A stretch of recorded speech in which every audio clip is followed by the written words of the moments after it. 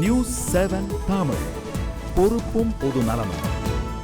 உக்ரைனின் தன்னாட்சி பெற்ற பகுதியான கிரைமியா ரஷ்யாவுடன் இணைந்து ஓராண்டு முடிவடைய உள்ள நிலையில் அங்குள்ள மக்களின் வாழ்க்கை நிலை பற்றி இனி பார்க்கலாம்.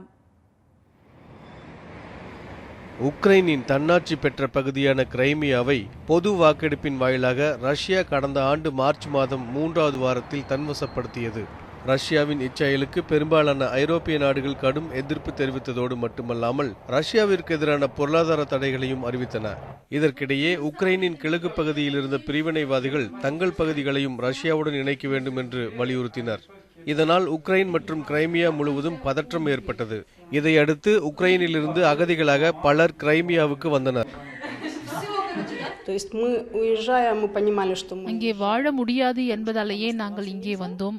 ஆனால் சீக்கிரம் சொந்த ஊருக்கு திரும்ப விரும்புகிறோம். அதற்கு நீண்ட காலம் ஆகும் போல தெரிகிறது.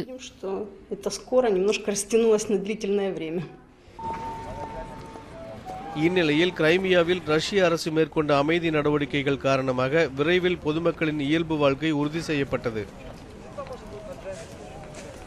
ரஷ்யாவுடன் இணைந்து ஓராண்டு முடிவடையும் தருவாயில் கிரைமியாவில் அரசியல் பிரச்சனைகள் எவையும் பதிவாகவில்லை. பொதுமக்கள் வாழ்வதற்கான சூழ்நிலை முழுமையாக உறுதி செய்யப்பட்டதாகவே கருதப்படுகிறது.